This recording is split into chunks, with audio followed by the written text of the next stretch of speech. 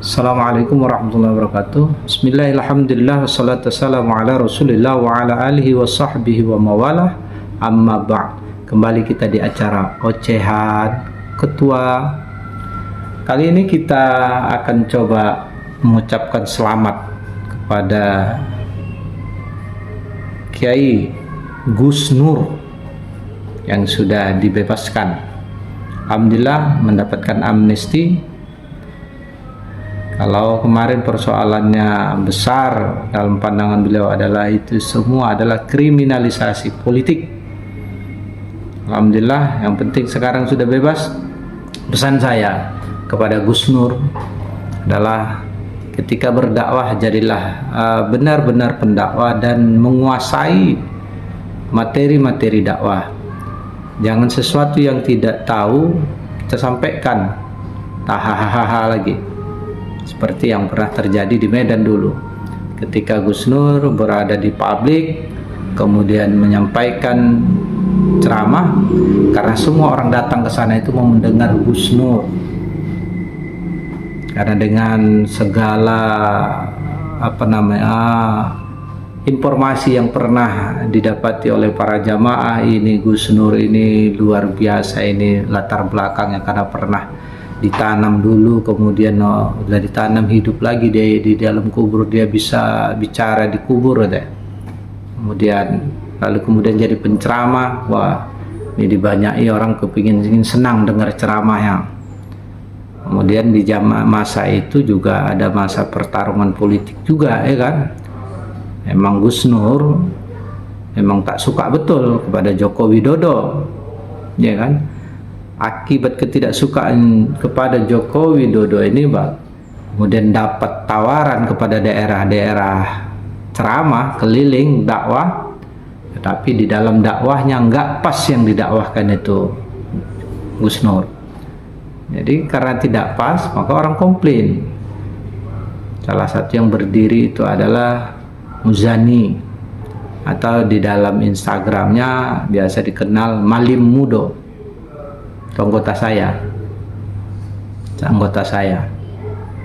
Jadi saat itu saya ketua Samawi, Solidaritas Ulama Muda Jokowi. Ya, saya ada di belakang si Mujani itu. Saya yang guide beliau berdiri. Dirilah beliau, maka beliaulah yang protes. Jangan lagi ceramah tentang sesuatu yang tidak dikuasai, beslemak peak dia bahasa Medan, apalagi Islam Nusantara dikomentarin. Ketika beberapa kali saya dengar ceramah Gus Nur tentang Islam Nusantara, saya juga mendidih, ini kok bisa lah Islam Nusantara itu salah. Dan beberapa masjid juga begitu, kajiannya Islam Nusantara tuh nggak ada, yang ada Islam rahmatan lil alamin. Wah, itu kan sesuatu yang salah, itu kan sudah dibahas oleh para pendahulu. Seolah-olah Gus Dur itu benci kali sama NU. Nah, itu yang ini satu-satunya ini NU yang mau dihabisi kan gitu. Ya, kita juga terpanggil bahwa kajian Gus Nur itu salah. Oleh karena itu si Mujani itu saya diri, saya bilang diri, jangan takut, ini semua ini di tempat ini banyak orang kita. Ini orang kita ini, kalau nanti ada kejadian apa segala macam, kita siap untuk menegakkan nilai kebenaran supaya umat tahu bahwa Islam Nusantara itu tidak salah. Itu saja poinnya kemarin. Dakwah, silakanlah berdakwah, mengajak orang, itu tidak kita larang. Kita datang bukan hanya buat kerusuhan, tapi kita datang untuk menyampaikan kepada umat tentang kajian Gus Nur itu, bahwa saat itu salah. Ya kan? Karena Gus Nur banyak membahas Islam Nusantara. Begitu Gus Nur bahas, ternyata Gus Nur menceritakan latar belakang keilmuan Gus Nur. Oleh karena itu harapan kami bahwa di dalam berdakwah itu ada yang disebut namanya kompetensi dai. Kompetensi dai itu salah satunya adalah seorang dai memiliki keilmuan. Jadi sesuatu yang kita tidak mampu membahasnya nggak usah dibahas. Sesuatu yang kita tidak ada ilmunya tidak usah bahas. Kiai Gus Nur, bersyukurlah bahwa kami ini dan teman-teman yang lain banyak yang dari madrasah ibtidaiyah, sanawiyah, aliyah sampai kuliah di UIN, di IAIN gitu. Ada yang dari pesantren, dari madrasah langsung pesantren terus lagi ke Arab Saudi, tapi tidak bisa top seperti Gus Nur.